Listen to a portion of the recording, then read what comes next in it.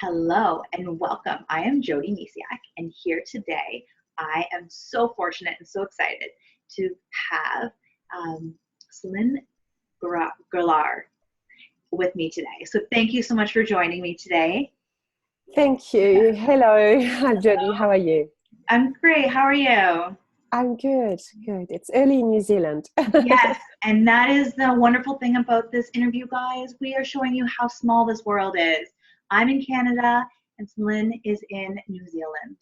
It's Yes. amazing how these Yes. things are. And a little bit about Céline. She is a destination coach and consultant, empowering women entrepreneurs and women on a mission, taking them on an adventure. It will help you turn your ambition into success, fear into power, dreams into reality, and struggles into triumph. Isn't that amazing? I am so excited, like I said before, to have her with us today. And let you do a little talking. I'm so excited to hear about what you're doing. Yes. And so I'm a destination coach and consultant and speaker and mentor. I definitely switch into the mentoring mode when necessary with clients. And I've just launched my new website, so it's really exciting. And it's all about fueling people's journey, their professional journeys. But usually, when you help people around one areas of their life, it expands to the rest of their lives. And so fueling their mindset and really helping them with business strategy, professional strategies, helping entrepreneurs, executives, corporates, people wanting to change career and elevate, and also people that have a personal project of some sort, but they just don't know where to start. And it's all about, taking that first step and taking actions and planning for it. Wonderful. It sounds so wonderful. And then, so how did you really kind of stumble upon becoming this destination coach? What's kind of your silly journey behind Yeah, it's been interesting. It's you start somewhere, and I did obviously I invested a lot in myself in personal development to become a coach, not just attending seminars and training, but really also having coaching, sessions one-on-one, learning from mentors, and um, and then things came through. So turning fear into power was a big theme, and eventually I looked at my life as a whole, and what do I love and what type of person I am. And it was very clear that the destination was not only the destination as in traveling, but actually I'm moving from point A to point B, from where you are to where you want to be. And it's been a really something that I've been doing, I guess, for a long time now. So that's how. So it's about the journey. It's about enjoying the journey as well. Fun alongside is really, really key. Otherwise, people don't stick to it, and they don't really get to feel good about things in their life. So yeah. Oh, that's beautiful. Yeah, there's actually a little quote, and actually I usually have it behind me on there here, but what we're using to record this interview actually reads things backwards, but it's happiness is not a destination, it's a way of life. So that's really Yeah. what you're Yeah. doing with your coaching. So, Yeah, and it's really about the quote for me is really that no matter what, fuel your inner journey, because regardless of what's outside, it's all about how you feel inside. And my own I've traveled and I've lived in a few countries.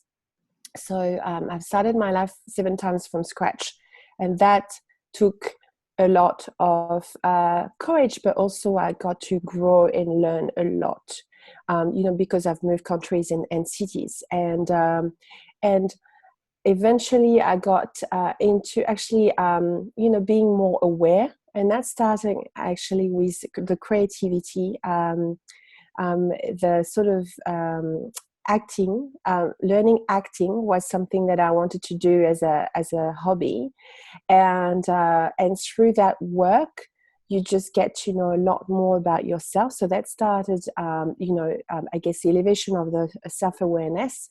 And then I started to follow this coach that really inspired me to unlock my biggest dream, to unlock,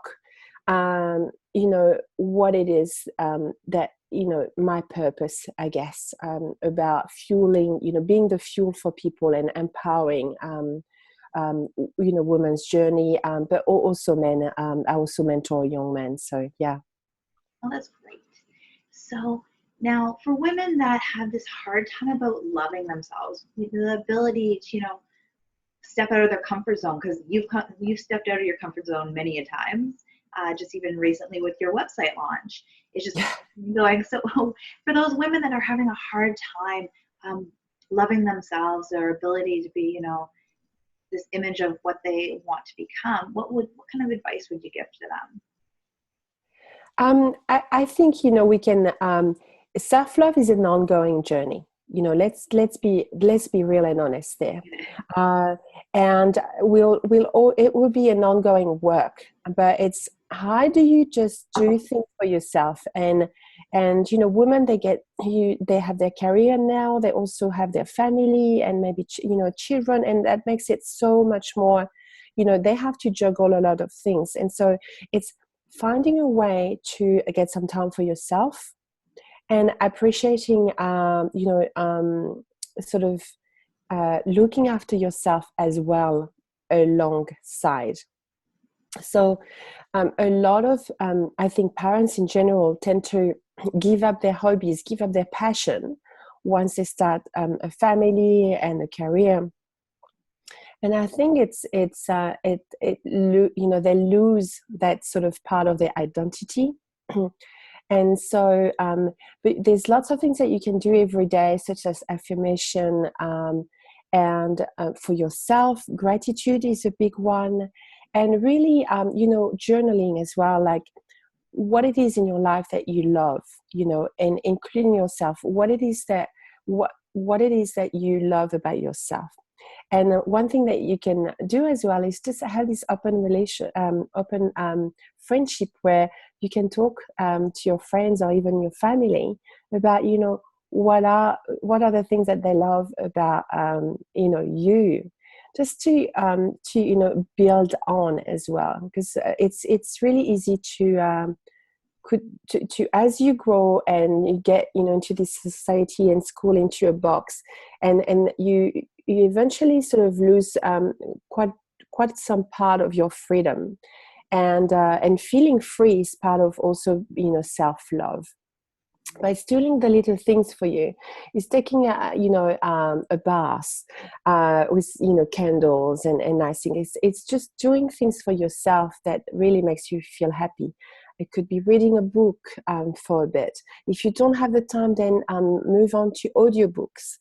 There's always a solution. So I'm all about innovative thinking and creative solutions, and finding a way that to keep that love going, because at the end of the day, your relationship will be only as good as the relationship with yourself. So well put. So well, yes. And that's one of the reasons I'm so passionate about helping mothers with self-love, because it really is the foundation. If we don't have that love within ourselves, you can't really share that with your children.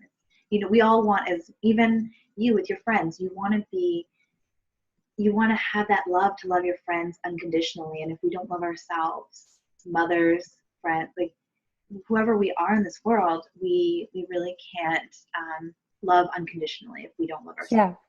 And I want to make a point here, because it's something that I've struggled with, and I'm growing with, is there tend to be givers in life, and sometimes takers, but and I find that women especially are givers. And so I'm a big giver, and I'm learning, and I'm still learning to actually also be able to receive, because it goes both ways. It's the energy flowing. And so it's great that, to be there and nurturing for everyone and else, but it's like, how do you nourish yourself, and how do you accept things coming back to you as well, from people. if you look through generations of women, we've always kind of been the givers, like you said. We usually have that, we fall into that, and it's give, to the kids, the husband, to others, and just give, and we're always on the bottom list of things. So it's definitely a major concern / something that just happens with. Yeah, and it's something that I think with your partner you need to discuss. Mm-hmm. To discuss that sometime, I know some friends that they take turns as far as who gets up, in the morning, for example, in the weekends. Mm-hmm. So if a Saturday is done by the mom, then the dad does the Sunday early mornings because of, young kids. Mm-hmm.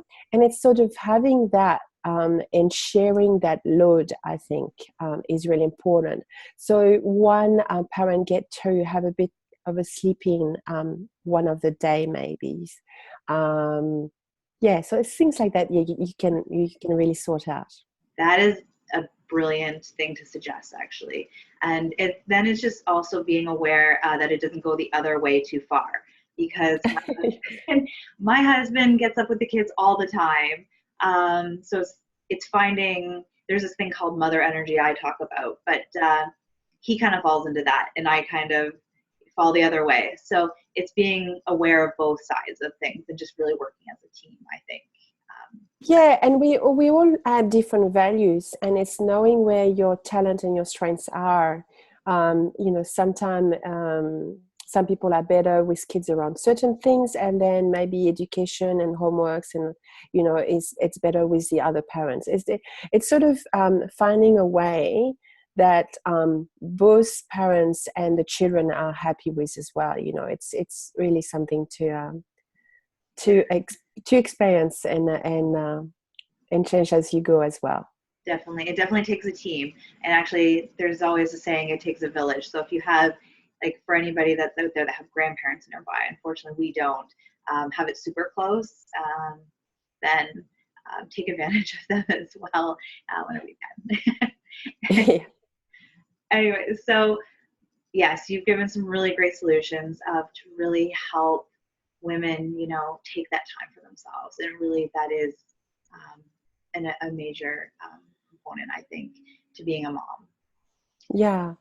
And, even taking breaks for 5 minutes sometimes makes a huge difference, because when you're in a certain state of mind, it's just about getting up and going somewhere else. And it could be just reaching, making yourself a cup of tea, or just going to a different room, or going outdoor. Like, nature is so nourishing. I live across, there's a forest, and I just love it. So just doing, and then your state of mind will just shift automatically. And doing the clearing, I guess, of the energy. Yes, nature's definitely a great one. So that's perfect. Yeah.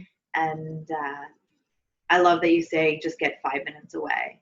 And for any of those mothers out there that have your kids not follow you to the bathroom, that's where I disappear to. Bring a book and just, you don't even go to the washroom, disappear for 5 minutes. It's always helpful. Yeah, and it's also something you can say to your children and say, oh, okay, so you've got daddy there. I'm going to go and do something for 5 minutes, or and letting them know, because I think it's when they're not in the knowing, that's when they get upset about it. Yes, that's perfectly said. That is exactly right. So yes. So now we've kind of established, what's somebody that's kind of, beating themselves up. Self-love is a really big one.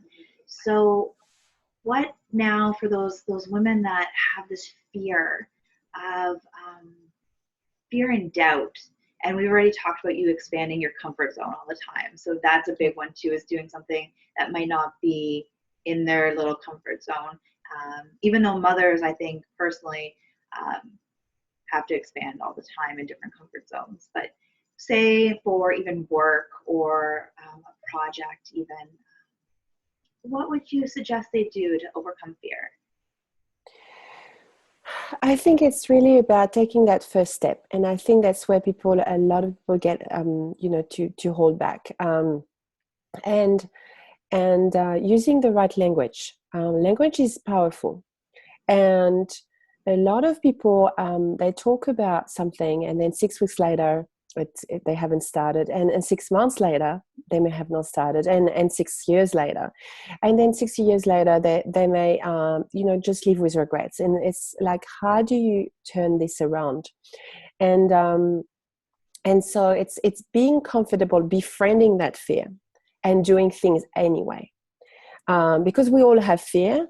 And we would, every human being would have experienced some fear of another. But it's also just taking that first step and stretching yourself, small steps. And it's like the 2% rule. People, look at things and they look at this like Mount Everest, right? Like if they're going to climb the Mount Everest, and it's like, oh my God, I'm never going to make it. Let's not even start, right? But it's like a bit like a project. I'm a consultant in project management as well, and you just get to break it down into milestones, into phases, so it actually makes sense, and then you reduce that fear, because you've only taken that first step and going through that first milestone, and then you can go to the next one. But it's all about planning. People need to do the planning, whether it's financially as well, put money aside if that's something that is going to cost, but also find a way to connect to what they actually want to do. So in their language, you might find people sometimes not even putting themselves in the sentence. And when they don't, and if they speak sort of the third person, then you know that they're actually not in it. And sometimes people want to do things only because someone else is doing it, but it actually, and they thought that maybe it's a good idea or it looks good, but it's not about that. It's really about finding what it is that you want, what makes your heart tick. And once you grab this, that will drive it. That will just pull you forward, taking, and being that fuel that just keep going. And you will have challenges along the way, and you will have life happens. And it's like, no matter what, how can you keep still moving? So it's making space for and being realistic as well. Some people are not realistic. They set timelines that are way too short for them to even achieve it. So they set themselves for failure from the beginning. So there's a whole lot there. Yeah. That is amazing. I love that. Just, take that first step. Yeah. And sometimes you need someone else with you. Like, it's like, if you need, if your goal is to get fit again, and certainly one of mine, then it's maybe that you either take a personal trainer or you actually go with a friend. So, you get that friendship and it's more fun. Because I think as soon as we feel fun and there's laughters and it's just, we don't even realize that we are doing something and exercising and the pain is not even there. That is so true. So yeah, wow. So now everybody, just take that first step. Just get right into that project. Yeah. And I can help you with that for sure. Yeah, definitely. And then, the other thing you mentioned, which is really, really important, and I've actually fallen into this category myself, is setting dates that are not realistic. I haven't, luckily I never gave up. I'm just like, I need to move this date out. Or the other way is I worked so hard just to fit it into my time, my little time frame. I'm like, I'm doing it regardless. So it's knowing if you're sabotaging or if you're just don't understand how long something takes. Yeah. Very important. And if you experience procrastination, is that your heart is not fully into it. So it's like, you first need to reconnect with what it is that you want, and then you can move forward. A lot of people, what happens is they don't have this alignment and they're trying to take action. So it's the other way around that you need to do it. It's first align, take the time, and then, you've got a little catty. He's going to say hello. and align with it first, and then take action, and your action will be so much more powerful. So that's something that I want to mention then. And also, being moms, a lot of my clients are, and they're like, oh, I don't have time to go through the training. It's 1 hour. I don't have 1 hour for myself, if they're, I had single moms as well. And so it's like, how can you break it down to 2 or 3 sessions instead? So, within the same week, so you still, have that memory of, what the first 20 minutes were, and then you listen to the next 20 minutes and the next 20 minutes. And again, you can, especially audio, you can do that while you're driving or something. So it's finding a way that you're still present, but you're blocking those short blocks of time, like 15 minutes, 20 minutes, and throughout the day, versus trying to get 2-hour block, which can be a lot more difficult for some people. Yeah. That's a really good suggestion, breaking it down into smaller, because 20 minutes, that really isn't. A lot of people use 20 minutes and they're on Facebook just looking at other people's lives. So use that 20 minutes. There is a lot to say there. It's like, don't get me wrong, social media platform can be amazing, especially, to grow your business, to grow your visibility, and, learn, also get inspired, right? And get motivated. But it's knowing the difference between that, being inspired and motivated, or keep, connected with people, keeping that connection going, and actually just being distracted.